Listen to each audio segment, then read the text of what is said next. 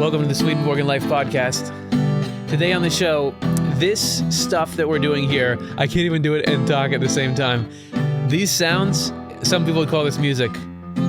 Music has spiritual power. I'm talking about literal spiritual power. Like, music affects the spirits that are around you. Music connects the physical and spiritual worlds. Music is the means by which people are introduced into societies in the afterlife. And I absolutely can't say that intro and keep these four chords going at the same time. My name is Curtis Childs. I'm your host. There's Dr. Jonathan Rose. Hey. And the cool thing, though, is you have been a professional theologian and a professional musician at different times in your life. It's true. So we're in the right company. If anyone's not familiar, we're going to be diving into the experiences of the 18th century scientist and theologian Emanuel Swedenborg. He took these journeys into the life after death and came back with the most comprehensive, full picture of reality that I feel like exists anywhere in the world. That's why we're devoting so much time to exploring it. And in there's quite a lot to say about music that I think confirms the impact it has on people. There's a spiritual reason why you feel like you do about music and why it's in the Bible in the ways that it is. It's in the Bible a lot, yeah. Let's get it out of the way. Music, why do we love music? It's because it's a literal expression of the feeling of a human soul. This is from Swedenborg's Secrets of Heaven, 8261. One of the main ways a glad heart expresses itself is with song, because in a song, happiness spontaneously bursts into sound. I have a couple of grandchildren who are just constantly singing. They're playing and they're singing about what's going on. They're just in their own world, and the song just comes pouring out. Well, so emotions, music is emotion expressed. I think a lot of people could tell you that, but Swedenborg says this is literally true. Like, play what's happy. Play like a happy. Okay. I want to happy. So like that's a particular feeling. Sad. This is how during a movie, the music can tell the audience what they're feeling. What about like pensive? Oh, something's about to happen. Yeah. That's a tough one. Or like tense sort Tense, of thing? yeah, tense. Yeah, like, tense would be... Come out here, Gulch Sam. We know you're hiding behind that. So that is because there's that is the spirit expressing itself. There's a correspondence there. If y'all were ever wondering what is correspondence, what is the symbolic language the Bible's written in, it is that there's something like this tense feeling you can have. What's the expression of that? Could be that music that you're just playing. And it's amazing that, like, built into the idea of music is this resonance. You know, the way if you sing a certain note, if there's a bell, it'll sound or chimes, or it'll resonate like a tuning fork. So we are like that. Like, there are vibrations that affect us. And then if you can capture that in music, other people can resonate with that. And some music lights some people up and other music lights somebody else up. But but there's a resonance, isn't there? A spiritual resonance. This is a universal thing, occurs to everyone, and the language of universal emotion is the language the Bible speaks. This is why the Bible is like it is, according to Swedenborg. So here's an example of that. He says in Secrets of Heaven 4:20, the word mentions various instruments, each of which has its own symbolism. This is from Psalms. Sing for joy in Jehovah, you who show justice. For the upright, praise of him is beautiful. Give thanks to Jehovah on a harp. On a 10-string lute, make music to him. Sing him a new song. Make your strumming excel in its clamor, because Jehovah's word is upright, and every work of his is done in truth. Yeah, the Psalms were originally songs, weren't they? They tell you how to sing them. Isn't that curious that it's giving you these instructions? It's like a music class in elementary school. Very Okay, specific. you do why that? Is it that just a roundabout way of say thanks to God? Why 10 strings? Why not 9? According to Swedenborg, like this is divine revelation. So there's not just words getting thrown around. There's deep meaning in this. This is the step-by-step deep meaning of this thing. Let me know if you think this is true. These stand for religious truth. Everything said applies to that truth. Spiritual things, which are the truth and goodness involved in faith, were celebrated by harp and lute, by song and by similar music. The holy or heavenly aspects of faith were celebrated by wind instruments, horns, and so on. This is why so many instruments were connected with the temple, and why it says so many times that certain instruments were used in celebrating this thing or that. So the instruments mean the very qualities themselves that the instruments were honoring. Okay, what is that? What are you talking about there? There's the two kinds of instruments. There's like air instruments and string instruments. Talk about that. Well, yeah, I mean, it's interesting. I've never felt moved to mention this before, but I had I think what they call synesthesia when I was young, that I could see the colors of the sounds of musical instruments. You don't still have it? No, and it struck me that brass instruments are the only instruments that their sound is the same color as the actual physical brass instrument. They had that same sort of yellow or golden color. I never knew that. Yeah, it was interesting. And then and apparently that's about brain mapping or whatever. After a while, it stopped. But it was interesting that when I was really little, I could see the colors with it, and you can certainly feel the difference. I mean, people who compose, they absolutely know this, right? They know something. That oboe has a certain sort of a sad, or it has a certain kind of effect. Yes. Whereas brass, people even use the term brassy, right? Because there's a certain about a trumpet or those wind instruments, and the difference between that and the kind of bite or the sharpness of the stringed instruments, it just feels different, doesn't it? So in the human being, there's the intellect and the will. So there's the thinking and the feeling, and there's the stuff from God that reaches out to each part of us. There's the faith and then the love or charity. And apparently in the Bible, everywhere it talks about stringed instruments of any kind, it does that because this kind of sound is fundamentally has to do with the things of the intellect.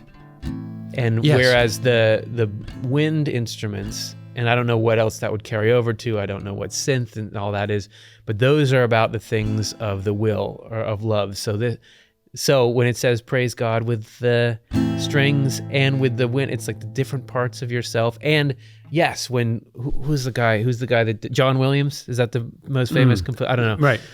When he's sitting down to score a movie and he knows, this part you need strings, this part you need something else, it's because he's tapped into the way that those sounds interface with the soul.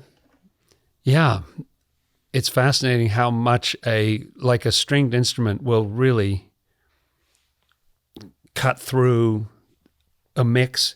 That strumming, it's got kind of an edge to it. And there is sort of a oneness, doesn't it sound round when you have a wind instrument? It has that big. It's not as articulated and clear. It's just, and the other big thing, I think, because Swedenborg does talk about this in one passage, that the wind instruments, you can play a continuous note, and that also has something to do with what's heavenly. Okay. Because you can sustain it. Whereas with the guitar, you have to kind of keep strumming, like a maniac.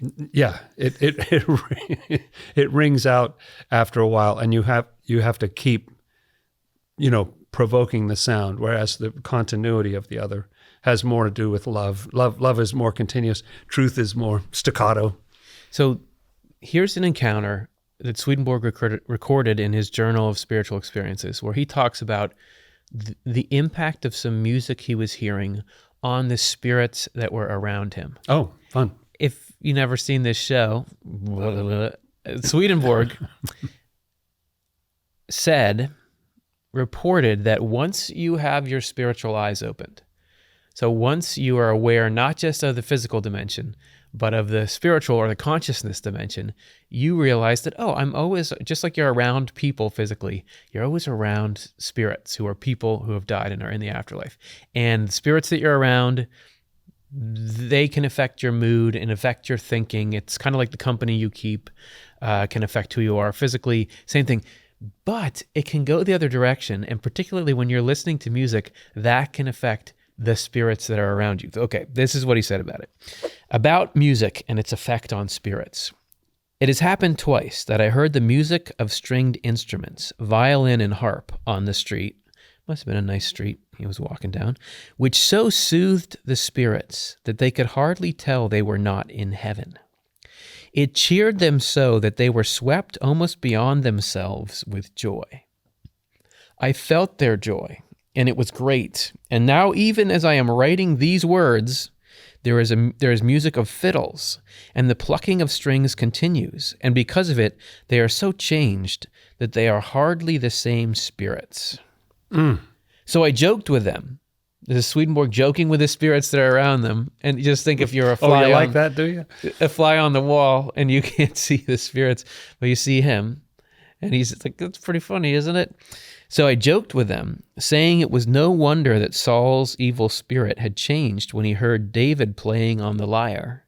It's from Samuel, you know that story, because they themselves had changed so much. And they said they are in a state of mind now that they cannot think or do anything evil at all, because their gladness of mind caused by the music is penetrating their inward parts. So toward the end of that quote, you find out that these are not really great spirits. You know, it says they're practically in heaven, but then you find out actually usually what they're thinking about is doing evil, but it's like, oh, listen to that. Oh, what is that? You know, and they're just swept away by it. It can calm a situation. Swedenborg was always surrounded by good and bad spirits, people who are nice and people who are mean. And I think, that checks out with human experience in the world. In the world at large, there's a bunch of people who are nice, a bunch of people who are mean on any given day. In your mind, you get a bunch of helpful and good thoughts and feelings, a bunch of destructive and negative thoughts and feelings. This is the equilibrium between heaven and hell. But it's like Tylenol. It's like Advil. That for a little while, even the negative spirits around him were like, never mind. This is so beautiful. We're cool. We're just going to hang out and listen to this. Yeah, and the stories about Saul, by this point, Saul was the king, and David was this young underling who became his competitor, actually, replaced him eventually, and he would get into terrible moods, Saul would.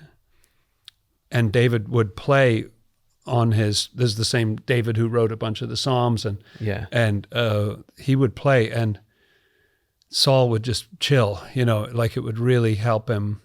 And I find that a lot. Like, it's amazing, isn't it, how much music can help when you're in if you're in a mood, you're stuck or something, music can kind of come right in and change.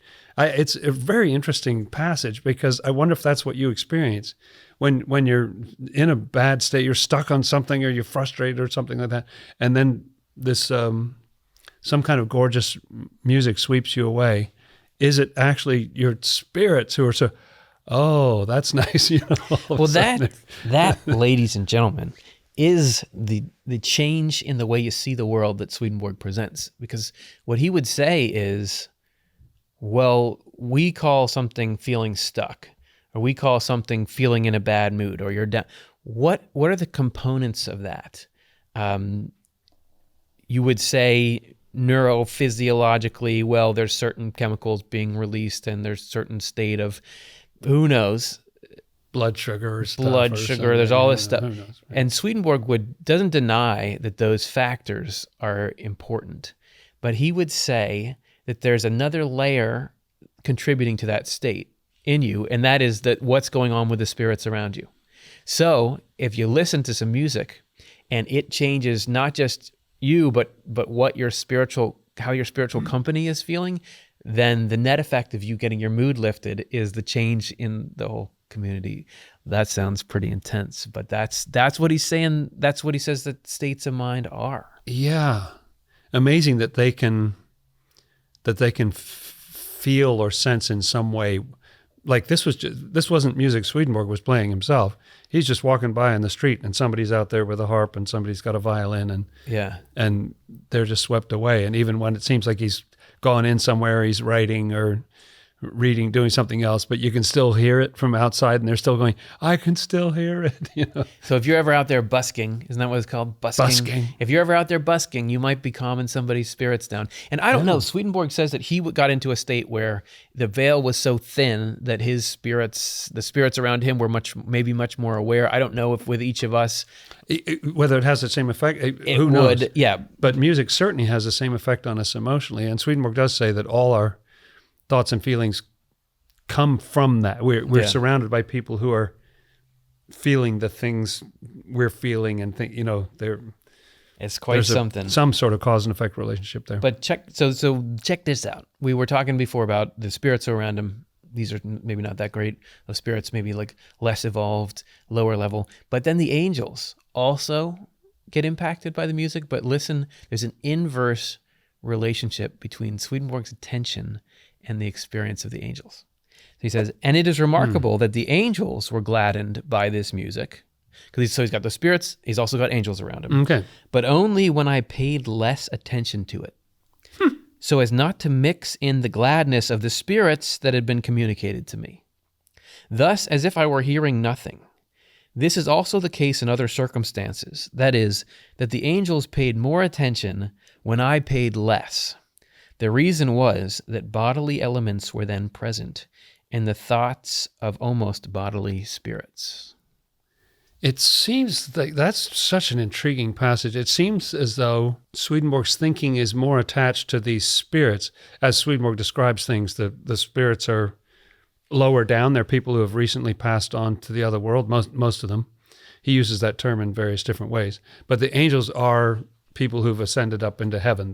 They've been through their spirit phase. They've been through their earth phase, their spirit phase, and now they're gone on to being angels.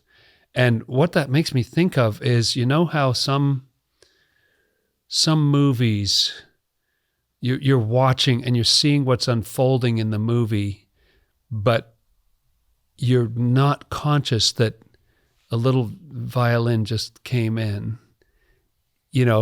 or there's a certain sort of sound just came in, but it makes you feel something, and yet you don't even know why, because that's not where your attention's going.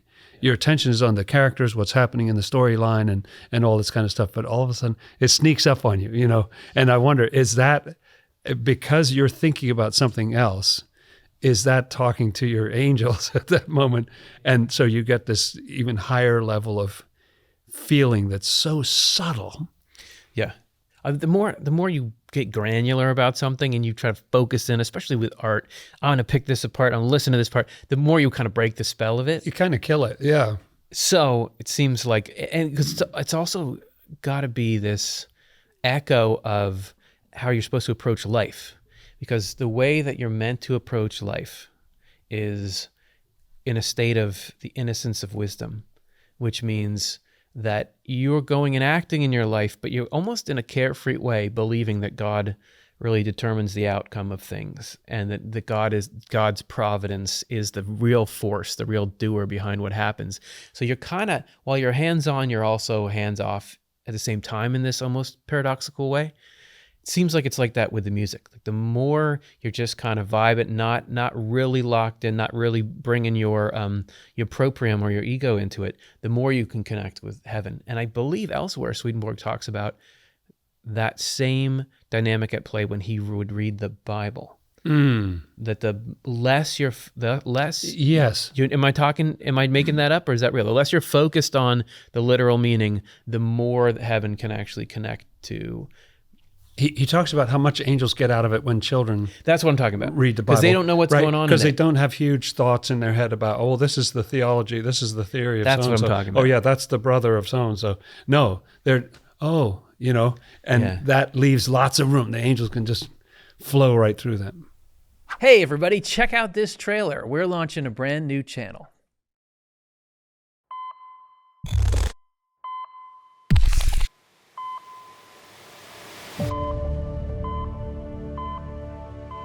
Of course you're wondering, we all are when we lose someone, where do they go?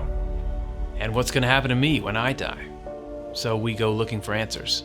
You've probably seen people telling their near-death experience stories, and they're really inspiring. But are they true?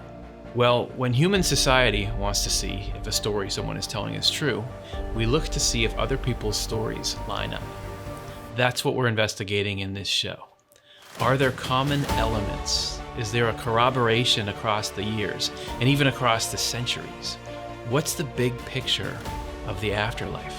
We'll be comparing these NDEs to the most extensive and comprehensive account of the afterlife ever recorded, that of the 18th century scientist Emanuel Swedenborg, to see if a consistent framework emerges.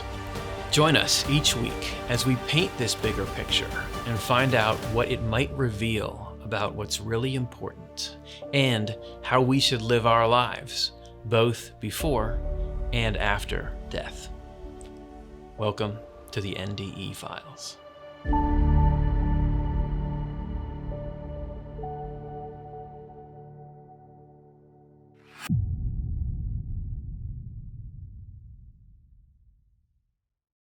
Since the beginning of time, people have wondered, why is there so much singing at church?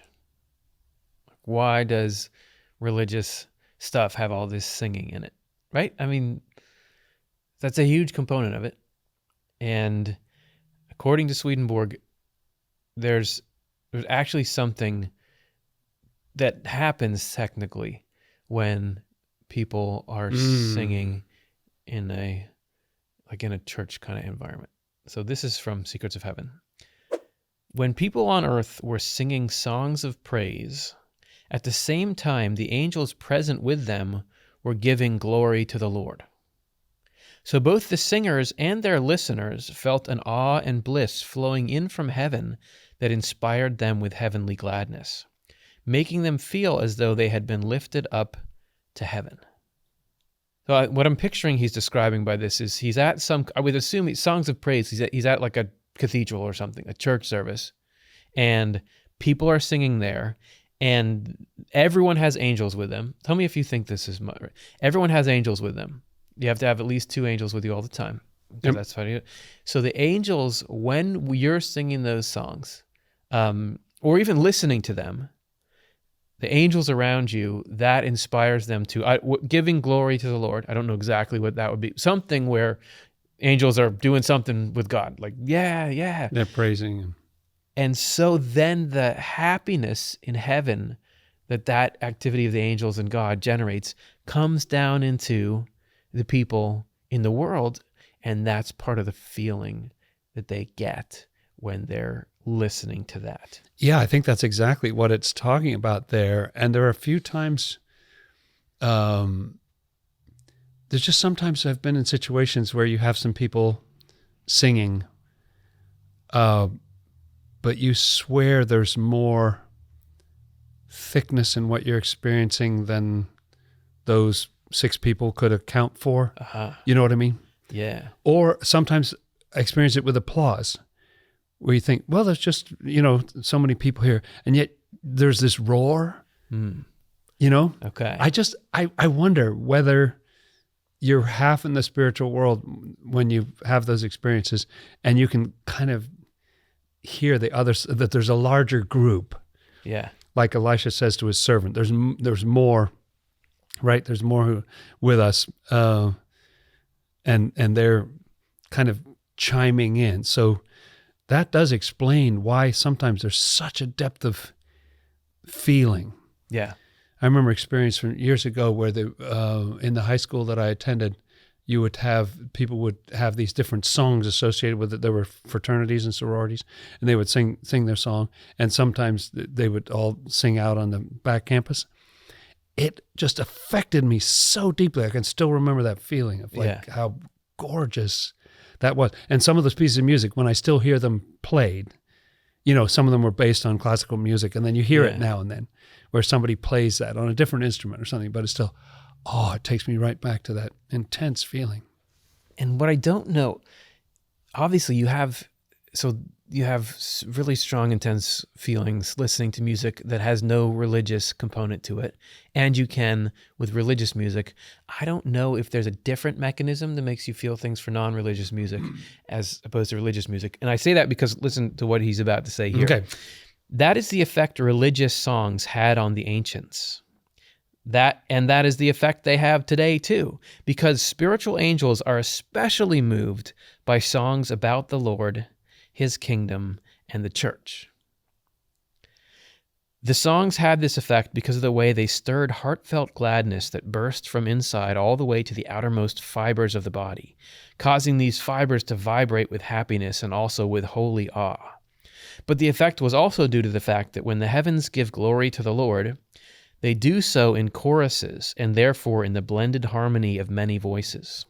For that reason, the speech of angels is musical and marked by rhythmic cadences. Well, there's another whole thing. Yeah. I know that's too. I was like, should I read the last part of this or should we stop there? And now we've got too many it's like cans of worms opened up. That's right. But it sounds like giving glory to the Lord means singing. Because he says, when they give glory to the Lord, they do so in choruses. For some reason, it got me thinking about the fact that I just, out of curiosity, I went back and listened at some point, like what were the most popular just pop songs, whatever, popular songs back in the like 1880s and 1870s and things like that. The thing that fascinated me was that the popular music back then sounds exactly like the hymns today. It's sort of like,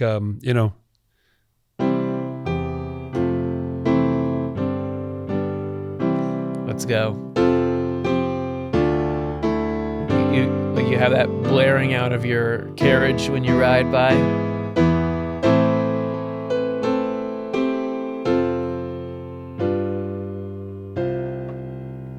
I just made that up, but that's the sort of I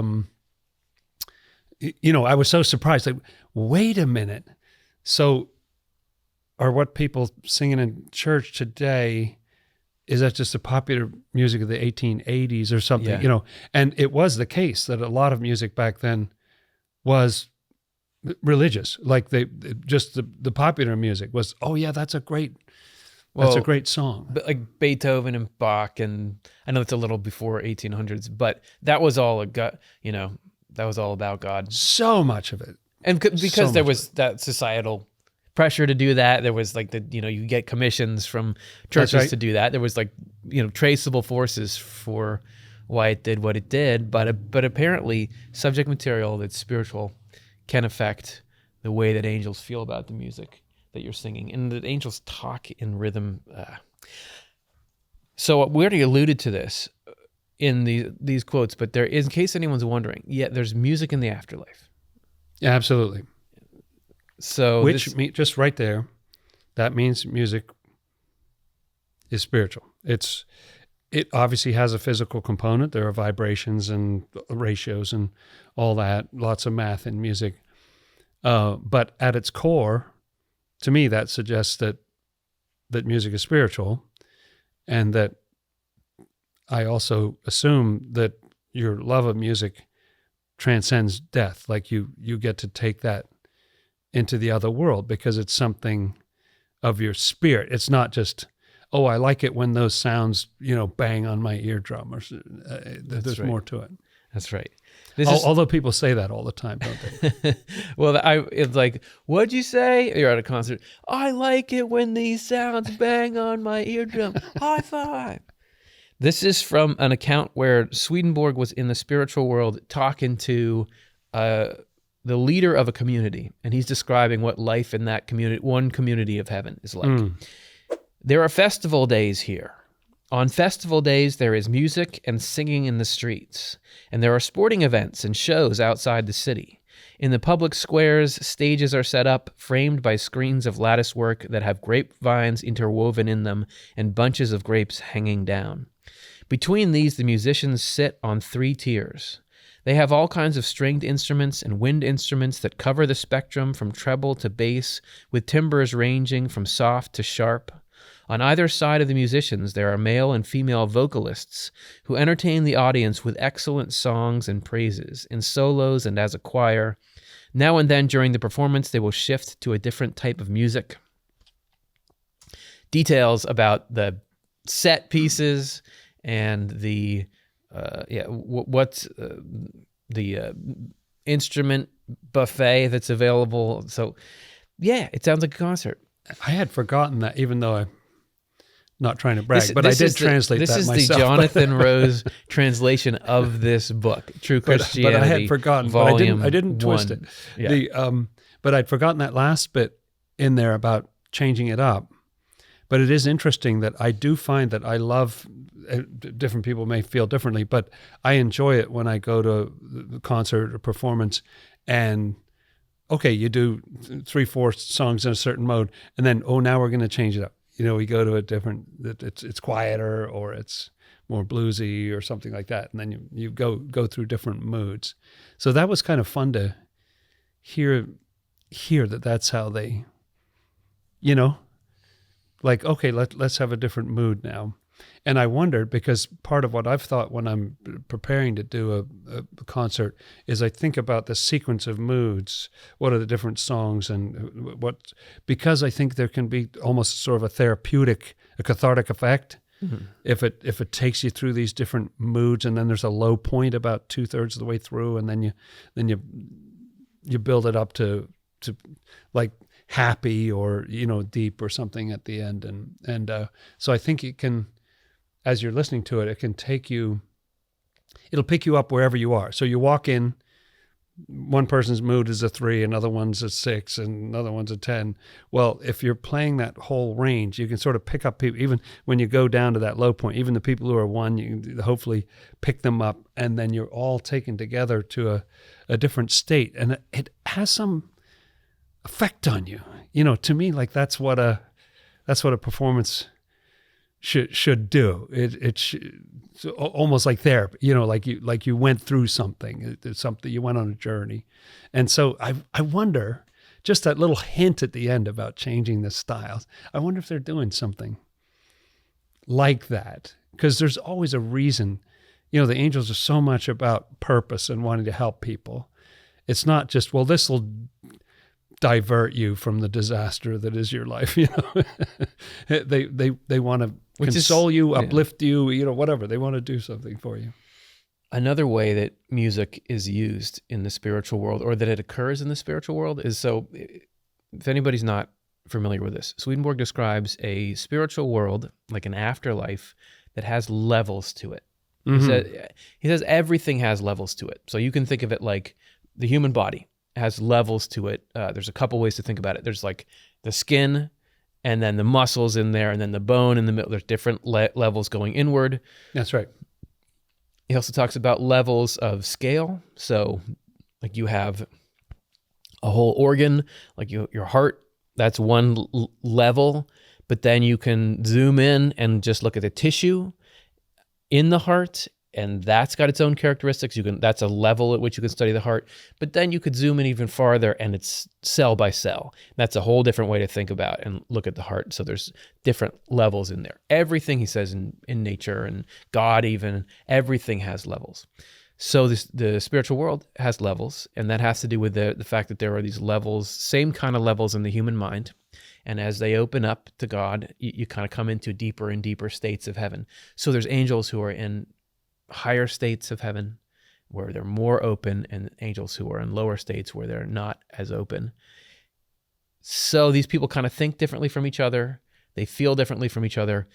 So much so that there's a little bit of almost a language barrier between the really deep heavens and the lower ones. So it can't just be that there's simple verbal communication between them. But yet, sometimes that difference in thought can be solved by music. So this is talking about how the speech in the higher heavens can come down as music. Mm. All who are in the spiritual kingdom speak from thought, which belongs to the understanding or soul. And when such speech flows down out of heaven toward the regions below, it is heard either as a voice or as harmonious music, or is seen before the eyes like the brightness of a cloud, or like the flash of lightning before thunder. Huh. Those are four seemingly quite different things. Probably depending on the content. Yeah, but it can be at times that I can't quite understand what you would be talking about up there, but I can hear the music. Like I can get something. Yeah. Oh, that's great. I like that. Music in the afterlife also communicates feelings and thoughts. This is from True Christianity. Every morning from the houses and the public squares, this is the same account of the community that we were talking about before. Okay, right. You hear girls and young women singing songs of great sweetness. The sound fills the entire city. Each morning, the song embodies one particular feeling related to spiritual love. That is, the way the voices sound and the mode the song is in convey a given feeling so well that we experience the song as that feeling itself. The song flows into our souls as we listen and stirs in us the feeling it corresponds to. This is the nature of songs in heaven. The singers tell us that as those listening become more receptive, the sound of the song becomes more inspired, inwardly alive, and beautiful. When the song is over, the windows of the houses around the central square and also on the side streets are closed, and then so are the doors. Silence fills the entire city. No noise is heard anywhere, and no one is seen out of doors. All are then focused on doing the work that their jobs entail. I love that description. Although I think it's excellent to wake up in the morning and look at your news feed and read all the miserable things that have happened overnight. Arguably, possibly even better, would be to wake up hearing this music first thing in the morning, these sweet voices through the whole town. And I also love that point. I think that's really, really interesting. Isn't this all about communicate? Everything we've talked about is kind of allowing things to communicate. Like angels can communicate with spirits, spirits can communicate with us. It's a universal language that can connect people who you don't even know they're there, and yet you're feeling the thing that these angels are feeling. And the thought that when they sing, as they sing, the singers can actually feel whether people are, oh wait, I love this, and the people are. That's right. And then the song intensifies because you can feel it's being received. This is another account of particular feelings being communicated by song in the afterlife. Once I heard a very pleasant tune coming out of heaven. Wives and young women were there who were harmonizing to a simple melody. The sweetness of the singing was like some feeling of love flowing out in harmony. Heavenly songs are nothing other than affections resonating, or feelings expressed and modulated in sounds. For just the way words express thoughts, song expresses feelings. Well, that's an interesting sense. From the pattern of the rhythms and the flow, angels can tell what feelings a song has to do with. There were many spirits around me at that time, and I heard from some of them that they had heard that very pleasant tune. They had heard that very pleasant tune, and that it was the tune of some lovely feeling that they did not get the gist of. The singing continued, and as soon as spirits knew the subject of the affection it expressed, they began to hear it in many different ways, in each case depending on the state of their own love. If memory serves, some people ended up not liking, like when they knew what it was about, it actually rubbed them the wrong way, kind of thing. Like I don't know. I don't know. This is the reverse of that, but there's a ton of songs that I loved when I was a teenager that now I listen to the lyrics and I think to myself, that is so dumb. That song is about such a reprehensible thing. It's just awful. But I loved the music, and you didn't really key into the meaning, or you don't care. You're like, that's there, whatever. Yeah. But now I listen and I think, Wait, what is that a missed celebrating? opportunity. You've got this Right. amazing song that you're just jamming these like relatively filthy thought Right. ideas and concepts into. You could have done something. It doesn't really match the feel of the song. Anyway. Yeah. This it seems like it could be the opposite, that once you understand that a song is about something really good, if you're not into good, you think, I don't like that. Yeah, I don't so like it's that interesting. song. And yet the song itself, I love that idea, because I feel like sometimes, like, don't you go through moods sometimes, like somebody asks you, so what's going on? Somebody who knows you well, and you go, I don't know exactly, I'm feeling, it's hard to put into words. I can't really analyze what it is. Sometimes something will go on for several days, and I don't know what I'm going through. Well, it's sort of like that song where you don't know what the song is about, but you're hearing it. Yeah. Right? In your spirit. Let's talk about spiritual orientation. So if you come to a new school or something, you go through this orientation period where they kind of get you knowing where stuff is and how you're going to function here, and to get you. Yeah. Let's say you go into the afterlife, the biggest transition yet of your life. Yeah. You go from dimension to dimension. Right. What's your training period? What's your orientation? What's the intake? Well, it's through music. It's through song. This is from Secrets of Heaven. There are choral circles that newly arrived spirits have to be initiated into. Oh, have to. That's an interesting word. Okay. So that they can interact with others and both speak and think in unison with them. In the other life, everything has to be harmonious and unanimous so that it can all be one. Just as everything large and small in the human being differs throughout but still forms a single whole, through unanimity, so likewise in the universal human. To this end, an individual's thoughts and words have to harmonize with others. It sounds like, first of all, I picture the brain and the way the brain is doing amazing things. We've talked about it before, just how astounding it is when athletes are playing a sport, what all's happening at once. Some brains, Sure. I would say my brain's not doing anything particularly amazing right now, but I mean, it's all right. But the way that all those different neurons are firing, like a huge part.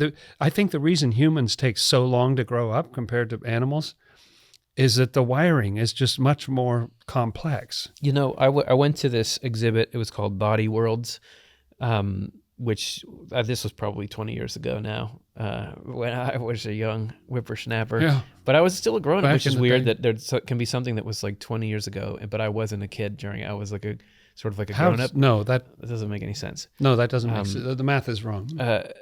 But it's where they had all these exhibits of the human body, where you could see I remember like that. different Yeah. parts of how the nerves are laid out and the structure of the brain and all this stuff. And I remember coming away from that thinking everybody is super special. And what I mean by that is the funny thing about being a human being is you can say, well, nobody really likes me. I'm not that popular. I don't look that good. And I haven't really done that many great things in my life. Am I any good or not? Just you thinking those thoughts and sitting there, there's just like literally trillions of things happening in your body to keep you alive at that moment. Yeah.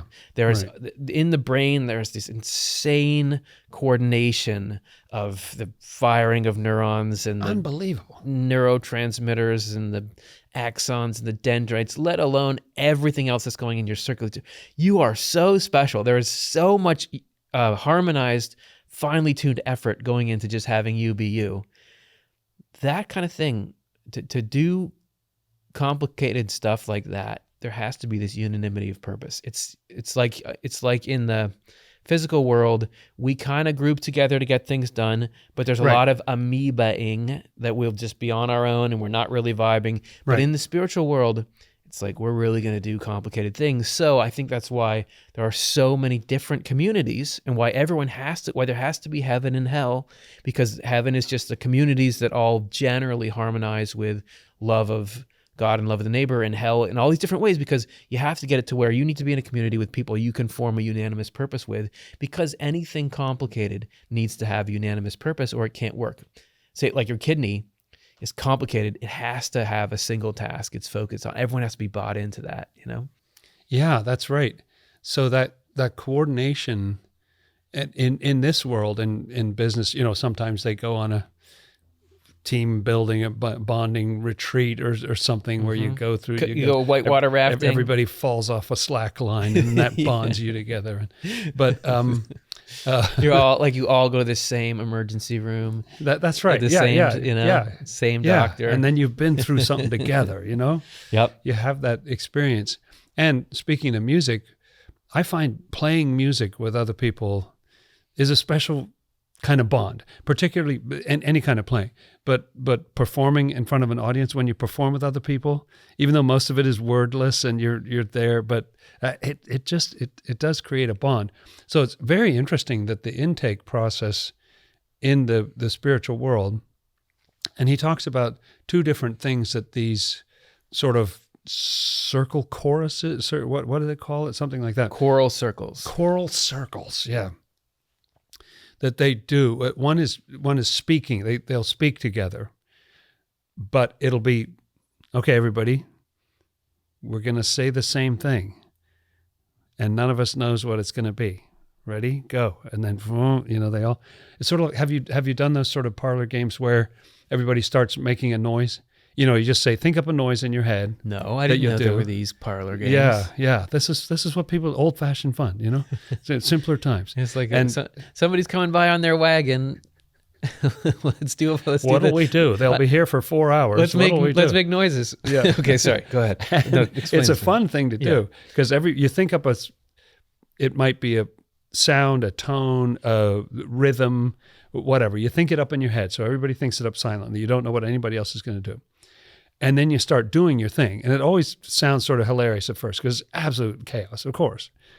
But after a while, it'll start to click, click, click, click, click, click, click, and it starts to gel, you know. It's just, I think it's a little taste of what this is talking about, where people get into these groups so that they can receive this inflow. The inflow is the word I keep thinking about in this show, because music flows in, like what's happening when you hear a song and you get excited. It's something's flowing in. And so the idea of people being able to do this inflow together, and especially in a singing context, and Swedenborg does say at one point that it's not talking about, oh yeah, great, and I'll do this ripping solo. It's not about the solo, you know. It's very much about if there's a we're doing this together. We're singing this together. Okay, let's try an experiment here. Okay. I'm going to read the next bit of this quote and have you act it out on the piano as I do it, okay? No pressure. So, at first, let's say you were going to play notes, but they weren't gonna, like a chord is like harmonized notes. Let's say you're gonna play some notes and they're not harmonized at all. So can you just like mash out some unstructured notes on that thing? Yeah. Sure. You could play them all at once, like, or you could do them separately, like. So that's us when we are not brought into harmony. So he says, there's a basic need for the thought and speech of each member of a community to be internally harmonious. Otherwise, bystanders sense dissonance as a harsh, disturbing noise that assaults their minds. So you were just assaulting our minds there. So violently. What is that? There's certain notes, certain intervals you're not supposed to play. What is that? Well, yeah, there's things that are associated with the devil or what, this kind of thing where there's a discord. Okay. Or this is another one that people think is not good. All dissonance creates rifts and is an impurity that ought to be rejected. This impurity resulting from dissonance is represented by impurities of and in the blood, which need to be removed from it. The removal is accomplished through harsh rigors, which are actually trials of various kinds, and afterward through initiations into choral circles. Oh, Okay, so now can you go like play those dissonances, and as I read this slowly, like, I'm only doing this because I know you're great at the piano, like slowly resolve it into chords and organized music as I'm reading this. Can we? okay. Okay, Yeah, all right. let's try it. So here we go. Start. The first initiation into these circles is to make it possible for spirits to fit in. The second is to bring their thoughts into harmony with their words. The third is to attune the spirits to each other in thoughts and feeling. The fourth is to attune them in truth and goodness.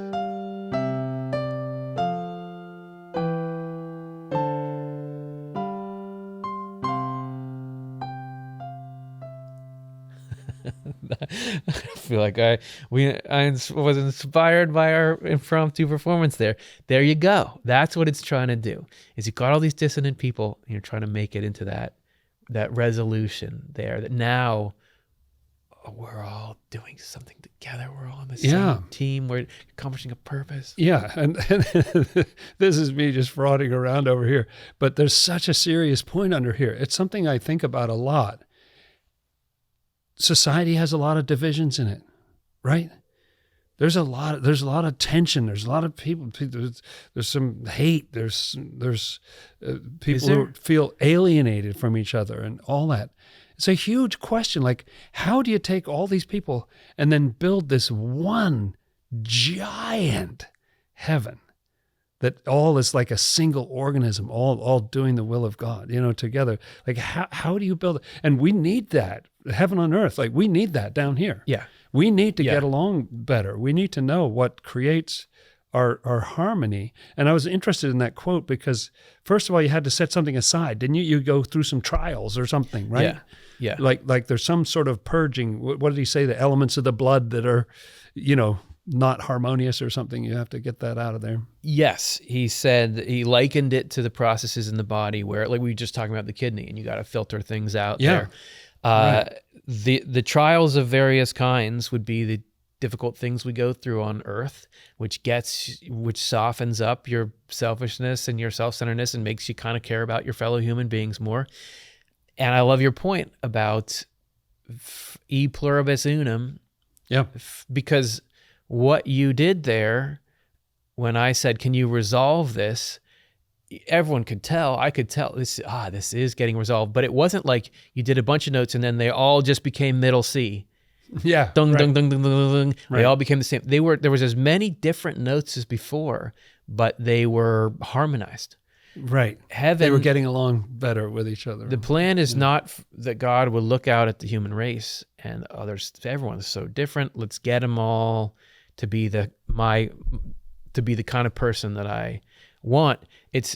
Everyone's different. Everyone's meant to be different. The issue is not that you need to be that you can't be uniquely you, but there is a difference between a disharmonious arrangement. Something can change which makes all those differences contribute to a single sound like you were doing there, and it is the purpose. So everyone can be as different as they want, as long as we all hold the goal in our own mind of the welfare of the human race, which is God's goal. Then actually it's good. Every difference you have is good because it allows the human race as a whole to tackle more complex tasks. Those basic Swedenborg words like goodness, love, I think that's the common goal, right? Like everybody's seeking that. And so if everybody's seeking that, even though they may be coming from very different directions. And I also wonder whether those choral circles are to get you used to this kind of, a little bit under new management, right? Yeah. Like you're feeling an inflow and you're feeling it with other people, and you realize, oh, okay, I'm part of this bigger thing. Then, okay, that's just the warm up, right? Then the symphony's going to come after that. Yeah. Let's talk about rhythm, because there's spiritual correspondences to rhythm too. On that keyboard, there is the reason I know this stuff is we brought this from my house, and there's a demos on there. Do you think you could fire up that demo?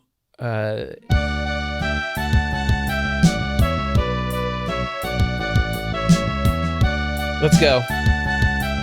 People just listening can't see us bobbing our heads, but is there any greater experience for humankind than this?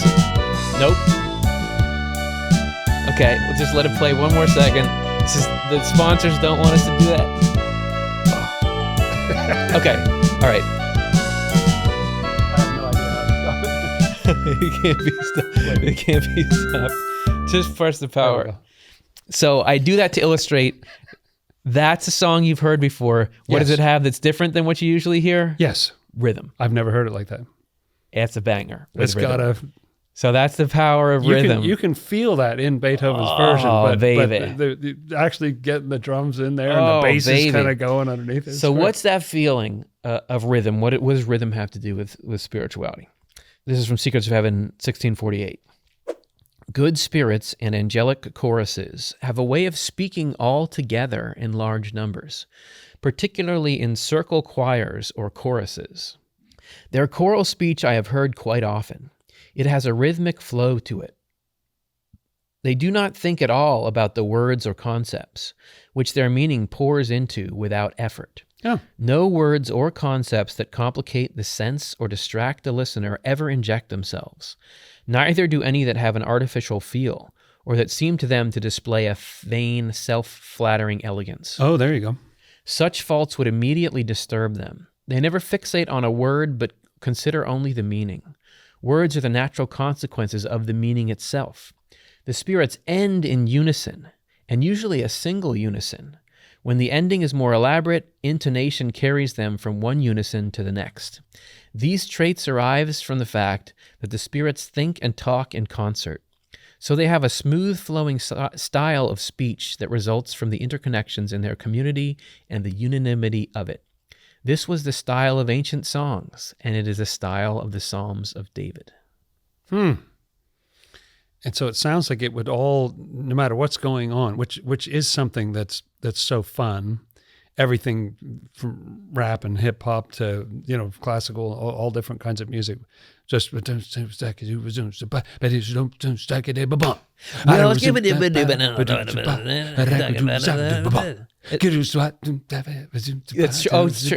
Ends on one. Yep. It's somehow it has a moment wherever it may fall in the bar, Yep. where it all comes together and it land. You kind of stick the landing. Yeah. And you There's look something forward very to satisfying that about that, and where it all comes together, or when it, you notice in concert situations where people are performing, where they'll sometimes pretend to end the song, Yes. and then they bring it back in again, and then, it creates such a lot of energy, because you just did that sort of ending thing that the energy builds, and then you go again and it's even better, and then you round out to this crashing ending. But it always comes down to right, like or it's got that thing hit the cymbal, right. You've who's always got got this that thing. unanimous ending. You know what? A song that does that, I think, pretty dramatically at the end of it, if I'm remembering it right, is the Lion King. Oh, Circle of Life, and then the circle of life. right. Don't they do that at the end? Right. Am I right. imagining that? I think they do it. So the reason why those things would appeal to us is that that's a reflection of the way certain parts of music and speech are in heaven, which is a reflection of the oneness of God and the oneness of purpose in heaven. Right? I mean, there's a deep reasons why we like what we like. It's cool to think about heavenly culture influencing earthly culture, music, because this is pretty universal. It's not that every song doesn't end that way. There are some that sort of end in a kind of, not sure the song's over. And, Fade out. Right. Surprisingly, this manner of speech, with a cadence that imitates the rhythm and music of a song, is natural for spirits. It is the way they talk among themselves, even though they are unaware of doing so. Souls take up the habit of speaking this way right after death. I too was introduced to it, and eventually it became familiar to me. Oh, wow. The reason spirits talk this way is that they speak in concert as a community, although they usually do not realize they are doing so. This indicates clearly that all spirits are divided into communities, and that all things are therefore divided into something analogous to communities. Very interesting that Swedenborg was introduced into this while he was still alive in this world. Although for most people, it's usually something that you get shortly after you die. So that's interesting, isn't it? That you've lived your whole life in this world, however long or short that was, and then you pop off the other side, and first thing they're showing you a different thing that you didn't experience before in quite that way, you know. And it sounds like he didn't sort of immediately get the hang of it. Yeah. Right? Like it's not the same rhythm as the Swedish. Yes, he's like the Earth kid, just transferred from a school, doesn't know how to do the spiritual talking. Right. Trying to get up to speed to fit in. And that you do that naturally in the spirit. And it's because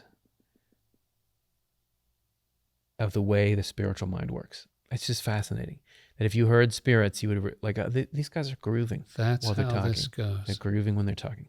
This is another note that he has on rhythm and in the Bible. This is from later in Secrets of Heaven. Keep in mind that the word in its original language lacks punctuation marks. Hello. Is that true? True. It didn't even have spaces between any of the letters. Just a string of letters and no punctuation. Yeah, very exciting to try to read that. You've got to be kidding me.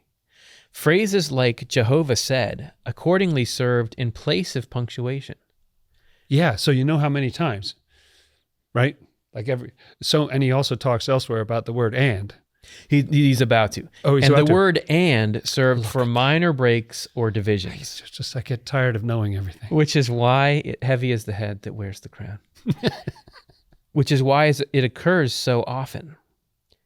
Yeah, and so that makes sense that if you have no punctuation, and was just a single letter, vav, or however you pronounce it, so the oo, or, you know, that would lead into the next thing. And so that would tell you, okay, we've started another thought. But actually, it's just an endless string of, and this, and the Lord said this, and the Lord said that, and this, and this, and this, and then. And the only way you can tell where, okay, later, much later, they divided into chapters and verses on the basis of those kind of indicators. And that's why so many verses begin with and, or they begin with, you know, and the Lord said. Everybody's like, well, the shortest verse in the Bible is Jesus wept, which is great, but we made that verse up. Yes, we did. Okay. Yeah. So I'm thinking of the garment of Jesus that wasn't divided when he was crucified. Oh, nice. Seamless. Swedenborg talks about how that's like the internal sense of the Bible, right, which is continuous, even though the external sense, these different stories and things seem like they're completely different authors. Completely different authors, yeah. Right. Different time periods, yeah. But yet the reason you can tell it's divine is it has this seamless internal meaning. So the original way it was written, which telling was me? Jesus' inner Yes. robe, right? So on the outside, you have something that's divisible. When he was being crucified, they divided up his clothes and cast lots for the pieces of them. But then they divided up his outer robe. Then they had to just cast lots for the inner robe because it was seamless. It was just, it's cool that he was wearing that, you know, and that only he knew why he was wearing that. Like nobody else knew, why he was wearing that. You're telling me that the original way the Old Testament was written is reflective of the fact that it has an internal sense. Man. Okay, so, and served for divisions. Angelic speech is also continuous. It does have pauses, but it has a marvelous way of connecting what comes before a pause with what comes after. Angelic ideas are amazingly complex and include countless aspects that are inexpressible in words and incomprehensible to us as long as we are in the world. So the ends of previous sentences can be connected with the beginnings of subsequent sentences in a through-going way that turns multiple series into a single series. As surprising and hard to believe as the concept may be, Angelic speech presents an image of heaven's structure. All angelic speech, therefore, exhibits song-like harmony ending in a single syllable, and consequently in unity at every pause. The reason this happens, I was told, is that everything in heaven harks back to the one God as its focal point. This evidence, too, showed me that all thought and therefore all speech flows in from the Lord through heaven, which is the source of this harmony in speech that ends in a unified cadence. That quote felt like a medley of like all the greatest hits right in a row. Well, here's this banger idea, here's this one, Wow. chart topping idea. Yeah. Man. So much in there. And the idea that because I realize it's true when I'm editing for the New Century Edition, there's a rhythm. I read the books out loud twice each volume all the way through, just to hear the rhythms of it and to edit on that basis, because there's something about this is at the beginning of a paragraph, because this is where we're going, and then at the end we say, so you see, that's what we were going to do, and we did it, and then you get what they call discourse, which is on these long frames. You think of Secrets of Heaven, 15 volumes of the same thought, It's just thousands of pages of like this amazing, and it just goes and goes and goes and goes. It's cool to think about all the patterns and what you can do in a long form text like that. Well, now to you be have, able to point back to something that was 13 volumes ago and say, so you see, That's cool. It's like endless looping music, which they didn't used to have, but now it's like, Yeah. you want to go to sleep for 8 hours to this music? We're just going to Right. keep going. There's more And where this came from. I know Brian Eno's created music like this, where one little bit is 4.3 seconds long, and that'll loop, but another bit is 17, and another bit is only goes around every 25 minutes, So he thought of this as being like wallpaper. You create this sound, and it's never quite the same. Yeah. Even though it's made of all the same elements, but they don't coincide in the same way over time. It's a little like that. Let's look at music as a connection between the physical and spiritual worlds. We have an instance of that happening within Swedenborg's body as he's having these spiritual experiences. Okay. This is from Secrets of Heaven. Some angel choruses were celebrating the Lord together with gladness of heart. Sometimes their praise sounded like sweet singing, because spirits and angels use audible voices with each other and hear their neighbors as clearly as one person hears another. Human song, though, cannot be compared to theirs for heavenly sweetness and harmony. From variations in the sound, I could tell there were a number of choruses. The angels with me taught me that the angels in the choruses pertain to the area and function of the lungs. They sing because singing is a function of the lungs. This too I was allowed to learn by experience. They were permitted to regulate my breathing, which they did so gently and sweetly, and so deep within that I could hardly tell I was breathing. Wow. They actually took over. They're driving the car.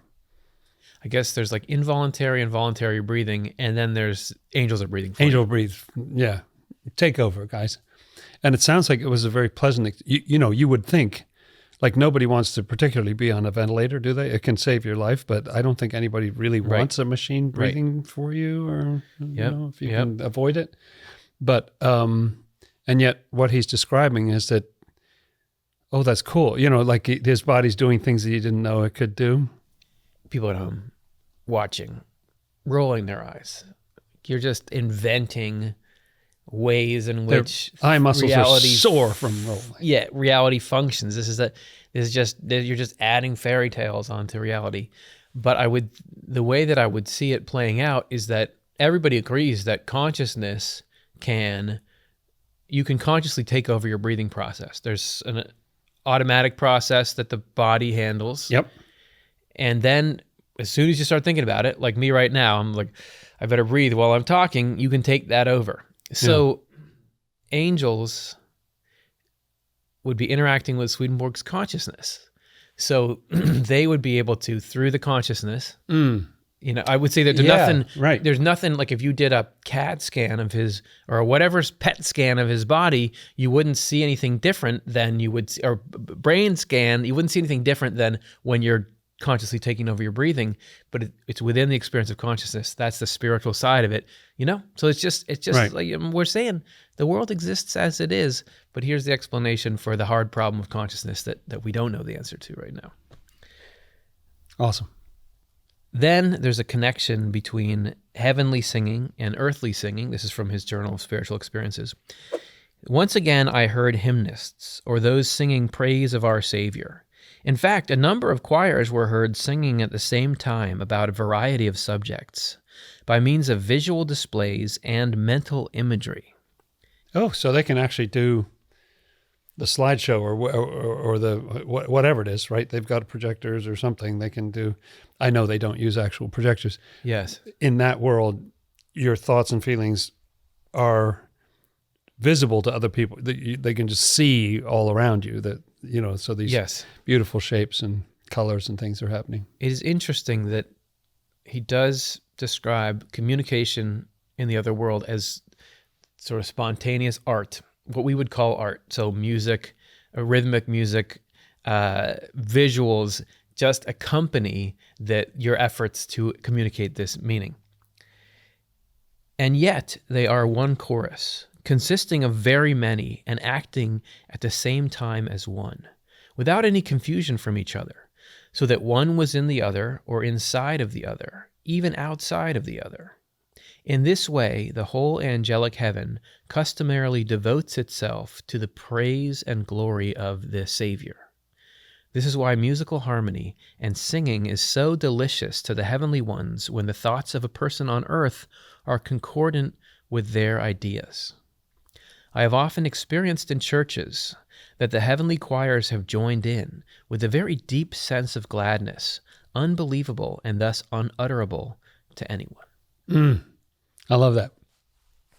People talk about that.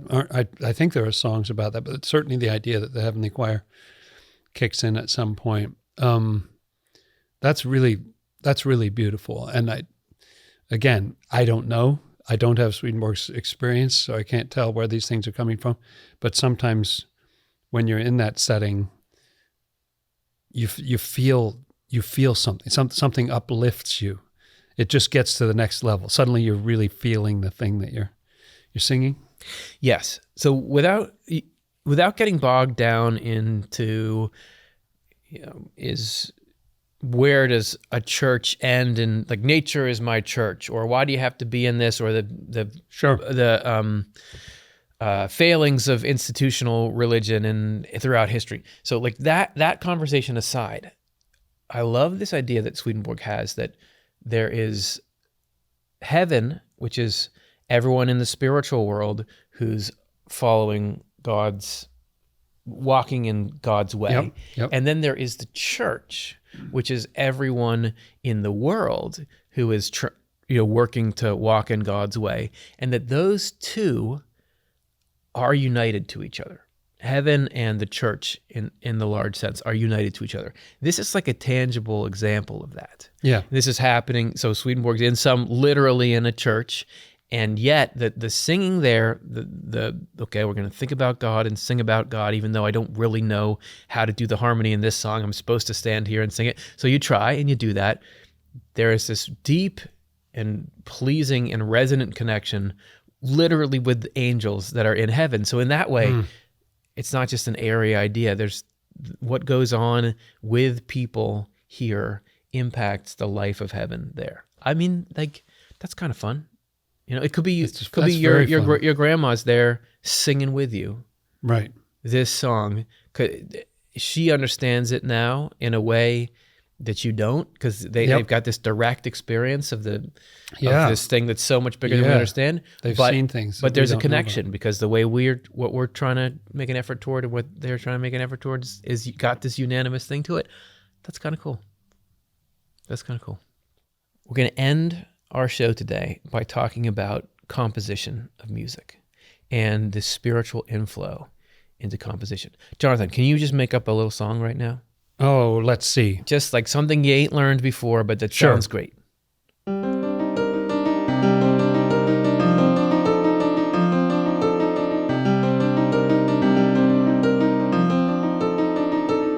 You at home might think, oh, I warned him I was going to say that, but I sure didn't.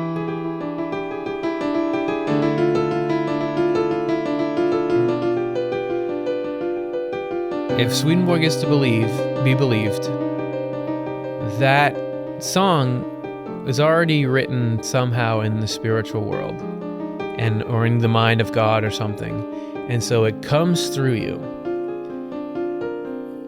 and manifests as like this inspiration on earth. And what we have is, let's go.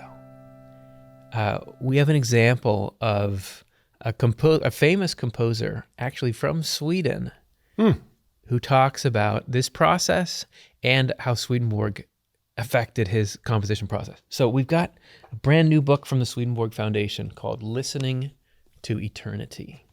And this is a conversation with Tommy Haglund. I'm sure I'm pronouncing that wrong if it's in Swedish, even though I am 1/4 Swedish. But he had a long conversation with Aram Yardumian, who's the author of this book, co-author, about all things with his composing process and how Swedenborg had an impact on it. And we picked out a couple of great quotes from there. That I want to read to you because I know you've composed music and all that. First of all, he talks about many influences on his music and everything. But first of all, I want to give you a quote about his experience of having composition flow into him. It's coming from somewhere else into me. He says, here goes my pronunciation. I was sitting at Stunde Framjet one night alone, and a chord came to me. C, C sharp, E, F, B, C, E flat, E. What's that? Can you play that? So say it again. C sharp, E. C sharp, E, F, B, C, E flat, E. I used that chord to build Intensio Animi, which is a musical composition. It just turned up in my head like a flash. I went home and I tried it on the piano, and I found a whole new sense of tonality from that single chord. Everything I was aiming at came to me in that moment. It was like listening to eternity. Wow. I love the, I think, artistic inspiration in whatever different kind of media you're talking about. And really, it affects, I think the same applies in the sciences and all the mathematics, all kinds of different ways. But there's something about that inspiration where there's a seed of something. Just out of the blue, he's sitting there and this very unusual chord, like whoever put those notes together. But it's this, it's calling him into something, and he follows that. I love that. That's really great. Later on page 74, he says, I was 27 when Saul Danella introduced me to Swedenborg, and I felt, this is it. This explains so much to me, that we only know a fraction of what is hidden. Nice. A fascinating fact is that Swedenborg, I think, saw himself as he wanted to talk to the civil leaders, and he wanted to talk to the theological leaders and change things in that way. And in the short run, in the next 150 years after his death, it was really more the artists and the thinkers who were affected by him. It's really interesting that he was trying to talk to this group, and this other group went, hey, what did you say? That was awesome. Yes. This is another quote. When I'm composing and forget time, I feel like I'm in contact with something greater than myself. Then I'm a child again. Timelessness is the state of the spiritual, and then childlike innocence is the state of heaven. Yeah. And this is one more quote about the inflow of creative ideas. The first thing I did when I woke up was start working on my symphony. After a few minutes, it was like something went through me. Something exterior that ran right through me. I tried to scribble down what I was hearing, but it was too overwhelming. There was so much music coming at me. It's true. Sometimes it's more than you can catch. You hear something in a dream. So one time I had a dream. This is on a very different level than what this magnificent composer that we're talking about here, but I had a dream of playing boogie woogie with this other person who seemed to me after I woke up from the dream like it was an angel, but the boogie was the other way up than boogie usually is. It went in a whole different way, and the two of us were just really getting into it and playing this. It was so I tried to compose it after I was awake, and I was never fully satisfied with trying to capture, but it where boogie usually goes up, it went down, and where boogie goes down, it would go up. It was just the other way up. It was interesting. I was about to be like, oh, can you play it for us? But that would have reopened an old wound here. That's cool. That's jamming with Angel. I may try after we're done talking, but yeah. All right. So two more quotes from this. One, again, about Swedenborg and how the knowledge of the spiritual could affect his composing. Swedenborg came into my life at the right moment. That gave me new spiritual tools, and at the same time, I found my own musical language. And then he says, what we must realize is that we know so little, that we all have innumerable emotions and subtly effusive sensations within us that cannot be verbalized. My life has consisted of trying to transfer my inner self to sonorous music. It has been vitally necessary for me. Maybe everyone can develop thought patterns that make it easier to get in touch with worlds that otherwise would remain unknown. I love that. And it's so obvious when you look out at all the music in the world that everybody does it a little differently. And some people are so creative. They create a thing that leads to a whole new genre. Like nobody did it like that before. And so the idea that you're hearing something that others don't hear, and that you could bring that down in a way that, for others to be able to hear, it's such a cool idea. That's right. And the fact that divine things aren't confined just to the things of church. Divine things spill out into all aspects of life, to all kinds of minds, and all kinds of human experience. Look at me, I'm keeping the chords going. That's what we've been trying to communicate here. That's why there's a ring of truth to what Swedenborg describes. It's a world that's expansive and accounts for all of our different experiences of this life. It's been an absolute pleasure going with you over the link between the physical and the spiritual that happens through music. Hopefully to those of you who have watched and listened today, you think a little about the spiritual side of music in a way you didn't before. We're trying to make this connection between heaven and earth, and one way we can do it is by rocking out.